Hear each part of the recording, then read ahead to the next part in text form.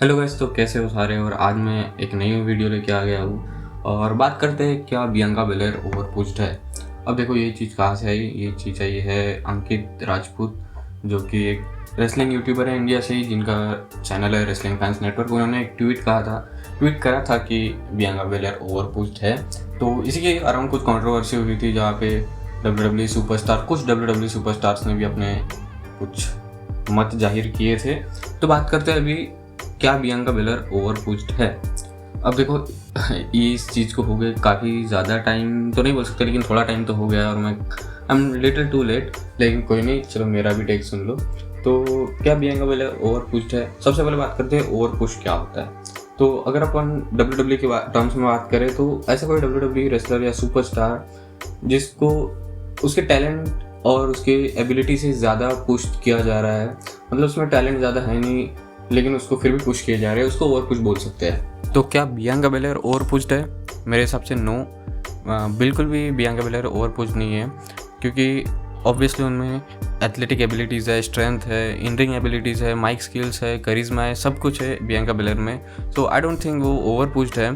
और उनकी जो टाइटल रेन रही है अराउंड 373 डेज़ 378 डेज़ की 374 डेज़ की है, उसके हिसाब से आई डोंट थिंक कि वो ओवर पुश्ड है। ये मेरा टेक है।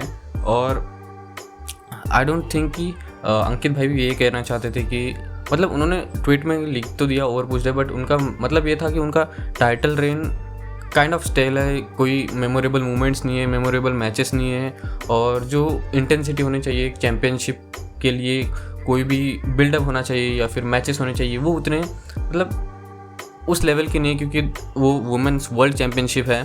तो उसके हिसाब से उनकी मैचेस नहीं हो रही है, और उसके हिसाब से उनका जो टाइटल रेन है वो काफ़ी थोड़ा बोरिंग लग रहा है। उनका ये कहना था, जितना मैं समझ सकता हूँ।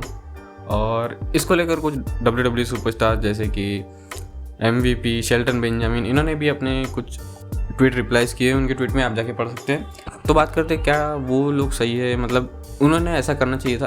तो देखो डेफिनेटली उन्होंने ऐसा नहीं करना चाहिए था, MVP और शेल्टन बेंजामिन वगैरह ने वैसा नहीं करना चाहिए था। उनको मतलब थोड़ा सा प्रोफेशनलिज्म दिखाना चाहिए था। लेकिन अगर अपन दूसरी साइड की भी बात करते हैं तो देखो जो वो रेसलर्स है वो मतलब रेसलिंग कम्युनिटी काफ़ी अच्छी है, लेकिन कुछ लोग रहते हैं जो बार बार कुछ चीज़ों को हाईलाइट करते रहते हैं, जो मतलब ऐसे बोल सकते हैं कि नेगेटिविटी फैलाते रहते हैं हर तरफ। तो उनको उन लोगों से भी डील करना पड़ता है। तो ऐसा होता है ना कि कभी कभी काफ़ी सारी नेगेटिविटी से डील कर लेते हैं, लेकिन कोई मतलब बहुत सारे नेगेटिव कमेंट्स है, उसमें से एक किसी को भी पकड़ लेते हैं। तो गलती से अंकित भाई का कमेंट उन्होंने देख लिया होगा और उनको मतलब थोड़ा गुस्सा आ गया होगा, क्योंकि ऐसा नहीं है कि सिर्फ अंकित भाई ने ही कहा है। काफ़ी लोग होते हैं जो ऐसे नेगेटिव कमेंट करते हैं, जो मीन करते हैं, मतलब जो जेन्युइनली हेट करते हैं, उनके कमेंट शायद उन्होंने पढ़ लिए होंगे। और गलती से ये अंकित भाई का जो मतलब उस वे से जो ट्वीट नहीं था जिस वजह से उन्होंने लिया, तो उनका परसेप्शन शायद अलग था उस चीज़ को लेके, इसलिए शायद उन्होंने वैसा कह दिया है। बाकी हाँ, उन्होंने थोड़ा प्रोफेशनलिज्म दिखाना चाहिए था, लेकिन अगर उनके पर्सपेक्टिव की भी बात की तो मतलब हो सकता है वो अपने पर्सपेक्टिव से भी सही है। तो मेरे हिसाब से अंकित भाई भी कहीं ना कहीं गलत है। मतलब उनको वर्डिंग थोड़ी अच्छी यूज़ करनी चाहिए थी, मतलब वर्डिंग पे ध्यान देना चाहिए था अपने ट्वीट के। और जो डब्ल्यू रेसलर्स है, सुपरस्टार्स है, उनको भी अपने प्रोफेशनलिज्म पे ध्यान देना चाहिए था। तो दोनों सही भी है, दोनों गलत भी है। तो देखो डब्ल्यू ना एक बिज़नेस है, तो मतलब स्पोर्ट्स एंटरटेनमेंट कंपनी है, लेकिन उससे भी पहले वो एक बिज़नेस है। तो बिज़नेस को अपने प्रॉफिट्स को मैक्सिमाइज़ करने के लिए हर ऑडियंस को कैटर करना ज़्यादा ज़रूरी है, मतलब हर ऑडियंस को कैटर करना ज़रूरी है।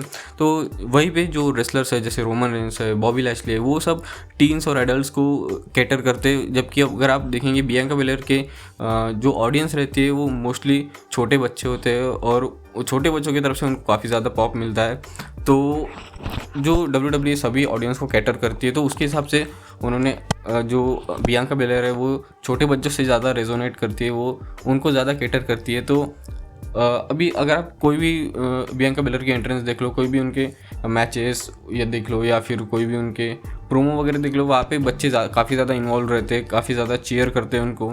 तो डब्ल्यू को उनके हिसाब से भी देखना पड़ता है कि वो ऑडियंस भी कैटर हो रही है, क्योंकि तो देखो अभी बियांका बेलेयर चैंपियन है, तो वो बच्चों ने उनके आउटफिट देख लिए, या फिर उनकी चैंपियनशिप देख ली, या फिर उनके अटायर्स वगैरह देख ले, वो तो वैसे ही मांग वो घर में करते हैं, और छोटे बच्चों की मांग तो आपको पता है पूरी होती है घर में। तो WWE हर ऑडियंस को कैटर करना चाहती है, इसलिए उन्होंने शायद बियांका बेलेयर को छोटे बच्चों को कैटर करने के लिए चैम्पियन बना के रखा है, ऐसा मेरा मानना है।